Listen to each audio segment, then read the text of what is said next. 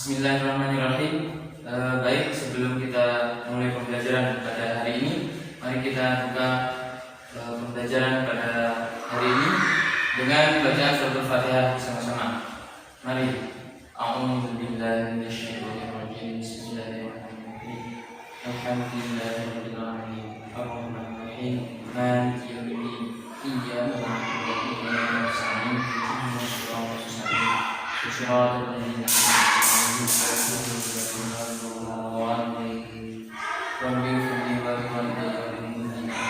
Baik, setelah kita mempelajari bab Al-Quran sebagai perubahan hidupku pada minggu lalu, hari ini kita akan mempelajari tentang bab selanjutnya, yaitu mengenai menggapai kekuasaan Allah dengan menggapai rahmatnya.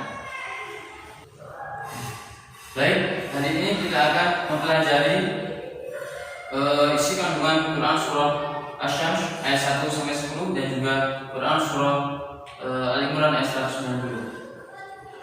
Sebelumnya saya akan bacakan terlebih dahulu Quran surah Asy-Syams ayat 1-10. A'udzu billahi minasyaitonir rajim. Bismillahirrahmanirrahim. Asy-syamsu wa duhaha wal qamari idza talaha wan nahari idza jallaha wal laili idza yaghshaha was samaa'i wa ma banaha wal ardi wa ma tahaha wa nafsin wa ma sawwaha falhamaha fujuraha wa taqwaha qad aflaha man zakkaha wa qad khaba man dassaha.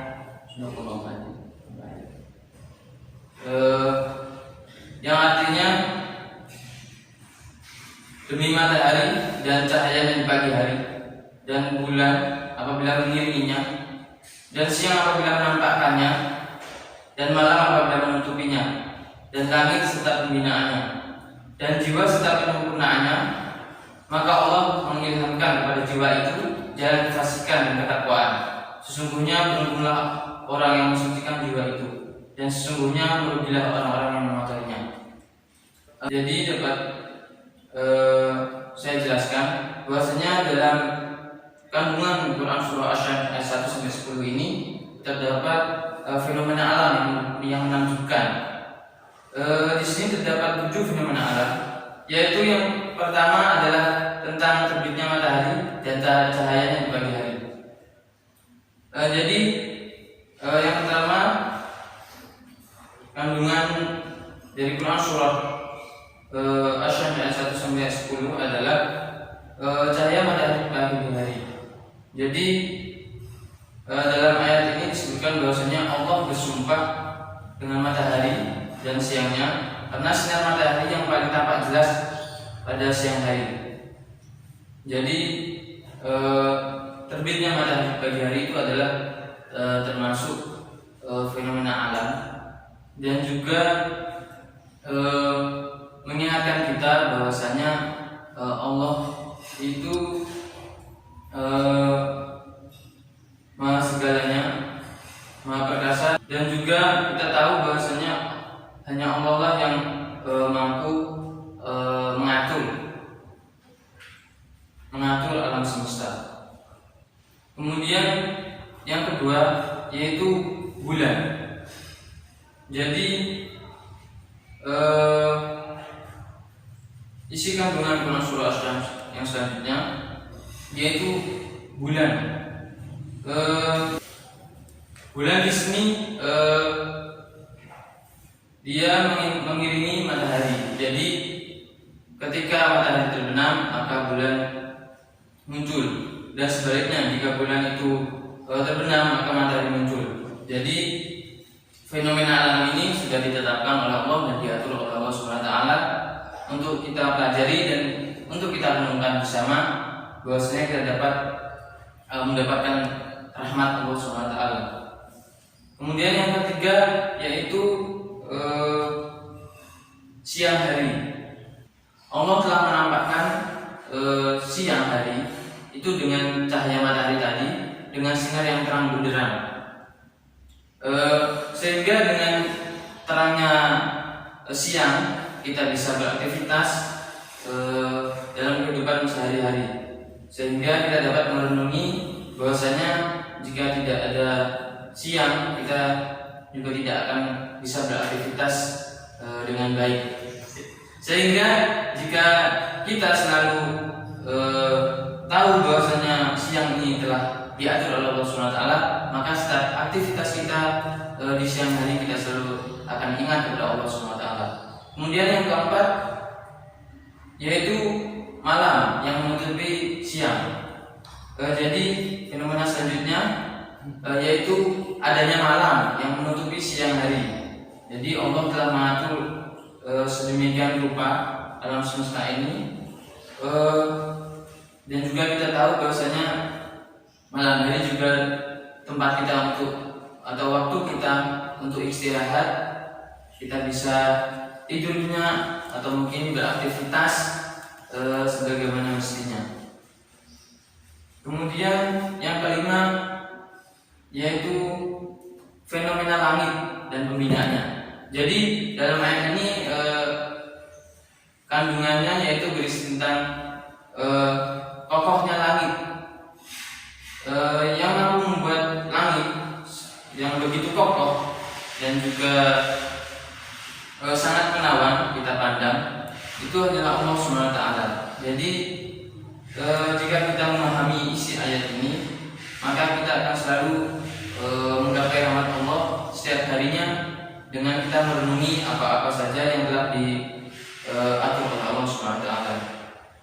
Baik dari pagi, siang, sore, malam dan lain-lain. Fenomena alam yang selanjutnya yaitu bumi dan penghamparannya.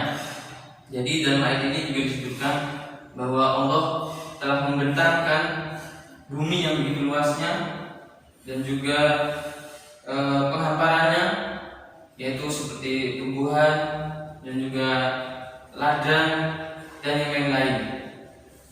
Kita dapat memanfaatkannya untuk kebutuhan kita sehari-hari. Jadi Allah telah memberi kita segalanya, memberi kita tempat di bumi, ada tempat yang telah diatur oleh Allah Subhanahu wa taala agar kita selalu ingat kepada Allah taala dan juga akan kembali ke surganya Allah Subhanahu wa taala. Kemudian yang keenam yaitu Allah telah menciptakan jiwa-jiwa kita serta penyempurnaannya. Jadi fenomena alam yang selanjutnya adalah sempurnanya ciptaan Allah, yaitu Allah telah memberikan fitrah kepada kita, fitrah kepada manusia, agar manusia itu menjadi pemimpin, menjadi khalifah di bumi dan diberi tugas untuk mengelola bumi itu sendiri dengan tujuan agar kita menjadi manusia yang sempurna atau insan kamil. Kemudian yang ketujuh, fenomena alam dari Quran surah Asy-Syams ayat 1-10 ini adalah Allah mengilhamkan kepada jiwa itu jalan kefasikan dan ketakwaannya. Jadi setelah kita memahami fenomena alam itu tadi, Allah juga mengenalkan dan memahamkan kita tentang ketakwaan dan kebaikan, yang kemudian kita juga diajarkan tentang kefasikan dan juga keburukan. Jadi Allah di sini telah memberi perbandingan dan pembelajaran kepada kita semua bahwa setiap yang baik ada yang buruk, kemudian yang fasik ada yang benar. Jadi kita dapat memilih di antaranya itu agar kita dapat selalu menggapai rahmat Allah Subhanahu wa taala. Mungkin ada yang mau ditanyakan? Ya. Oh, baik. Saya akan lanjut kepada materi selanjutnya, yaitu mengenai sebab kedua, yaitu sumpah Allah Subhanahu wa taala. Jadi dalam Quran surah Asy-Syams ini terdapat sumpah Allah Subhanahu wa taala yang mana sumpah tersebut diantaranya adalah sungguh beruntung dan akan meraih segala apa yang diharapkannya siapa yang menyucikan jiwa dan mengembangkan dirinya. Jadi dalam ayat ke-9 dari Quran surah As-Syams ini Allah Subhanahu wa taala menerangkan bahwasanya kita diajarkan oleh Allah bahwasanya kita akan menjadi orang-orang yang beruntung apabila kita mengembangkan diri kita dan mengembangkan potensi kita untuk menjadi manusia yang lebih baik. Dan juga Allah telah menjelaskan bahwasanya barang siapa yang berusaha untuk menyucikan jiwanya, maka dia akan menjadi orang-orang yang beruntung. Dan kemudian sebaliknya, jika kita tidak mau menyucikan diri kita sendiri, maka mereka lah orang-orang yang rugi. Semoga kita tidak menjadi orang yang rugi. Amin. Kemudian sumpah yang kedua yaitu dalam ayat 10, artinya sungguh beruntunglah siapa yang memendamnya, yaitu menyembunyikan kesucian jiwanya. Jadi setelah saya terangkan tadi bahwasanya barang siapa yang menyembunyikan dan tidak mau mengembangkan potensi dirinya, tidak mau menyucikan dirinya, bahkan ia mengotorinya dari hal-hal yang buruk seperti mungkin mabuk atau yang lain-lain atau perkara yang haram, maka mereka lah orang-orang yang rugi dan juga mereka akan mendapat dosa yang besar. Untuk itu kita harus menjauhi hal-hal yang dilarang oleh Allah SWT dan menjalani perintah-perintah yang telah diperintahkan oleh Allah SWT. Mungkin dari sini ada yang mau ditanyakan? Tidak. Benar tidak ada? Tidak. Saya akan lanjutkan. Sebelum saya menerangkan tentang tanda-tanda kebesaran Allah SWT,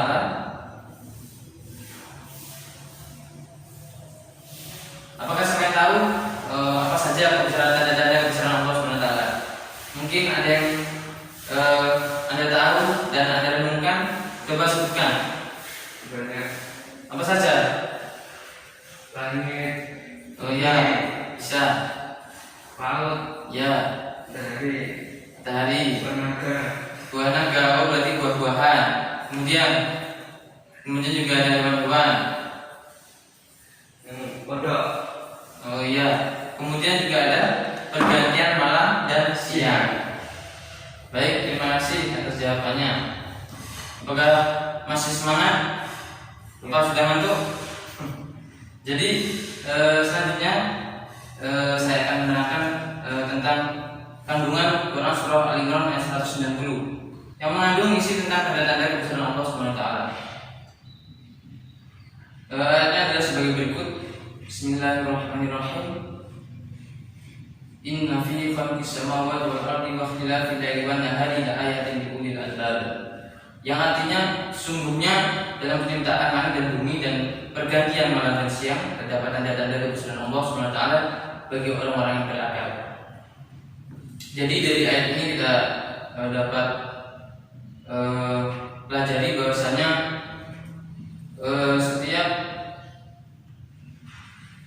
bahwasanya penciptaan langit dan bumi dan penciptaan matahari dan juga bulan, kemudian pergantian malam dan siang itu adalah termasuk kekuasaan Allah SWT.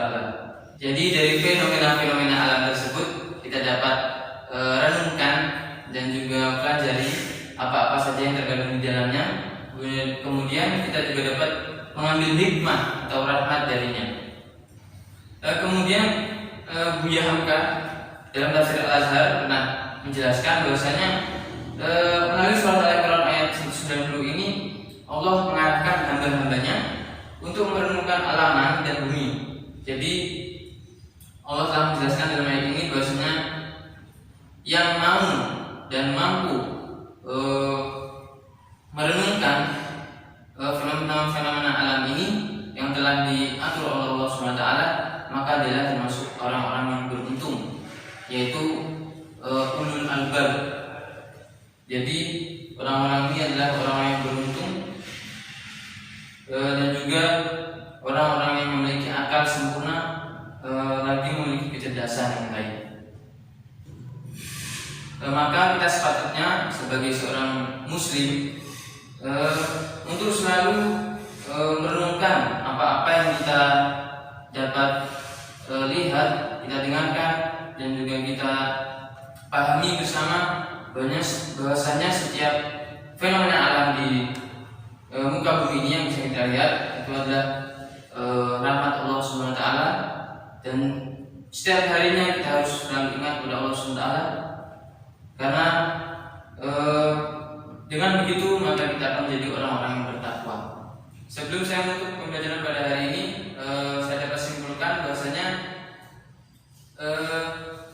menggapai kekuasaan Allah ini dengan menggapai rahmatnya,